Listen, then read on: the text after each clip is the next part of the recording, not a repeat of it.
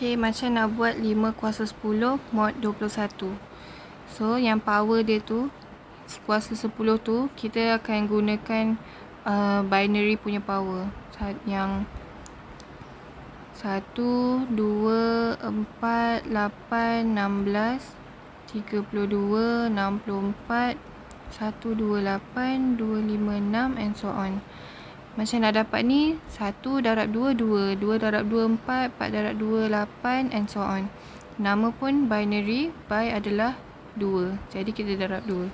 Jadi 5 kuasa 10 tu, 5 kuasa 10 adalah 5 kuasa 8 darab dengan 5 kuasa 2. Kenapa darab? Sebab AN darab AM sama dengan AN tambah M. Ingat kan properties of power, guna yang tu. Jadi kita akan kena dapatkan nilai 5 power of 8 dengan 5 kuasa 2. Kita tak boleh dapat direct sebab 10 ni tak ada dalam binary. Jadi kita kena buat secara manual. Boleh je kita nak tekan 5 kuasa 10 dalam kalkulator. Cuma nanti soalan-soalan lain mungkin dia akan bagi yang power beribu, beratus. So kalau tekan kalkulator dia akan ada error. Jadi kita kena tahu macam nak buat secara manual. Jadi 5 kuasa 2, kita skip 5 kuasa 1 sebab dalam kita punya tambah-tambah ni tak ada 5 kuasa 1. So kita boleh terus dengan 5 kuasa 2. So 5 kuasa 2 mod 21 sama dengan 5 kuasa 2, 25. Mod 21 sama dengan, tekan kalkulator dapat remainder dia 4. Lepas tu 5 kuasa 4 pula mod 21. 5 kuasa 4 adalah 5 kuasa 2 darab 2 mod 21. 5 kuasa 2 yang ni adalah yang kita punya yang tadi. Jadi kita punya jawapan dia 4.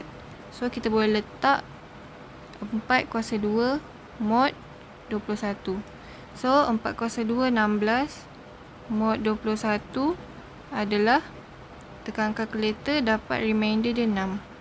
Jadi 5 kuasa 8 pula. Kita boleh nak buat kita tak boleh nak buat 5 kuasa 32 direct terus ataupun 5 kuasa 8 direct terus, sebab kita kena buat daripada 5 kuasa 2, 5 kuasa 4, 5 kuasa 8 satu-satu sebab dia berkait dengan nilai 5 kuasa 2 dan 5 kuasa 4.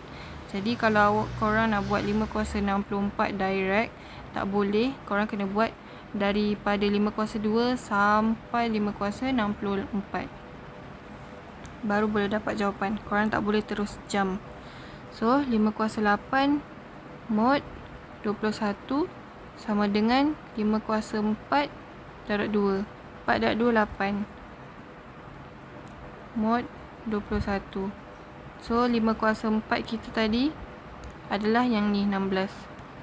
Jadi sama juga dengan 16 kuasa 2 mod 21. So 16 kuasa 2 adalah 256 mod 21. Tekan kalkulator dapat remainder dia 4. Jadi kita punya 5 kuasa 8 kita, 5 kuasa 8 mod 21 kita adalah 4. 5 kuasa 2 mod 21 kita adalah 4. Jadi kita punya 5 kuasa 10 sama dengan 5 kuasa 8 darab 5 kuasa 2. Jadi bolehlah kita gantikan dengan nilai ni.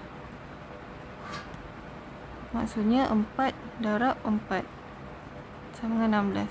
So 5 kuasa 10 mod 21 kita sama dengan 16.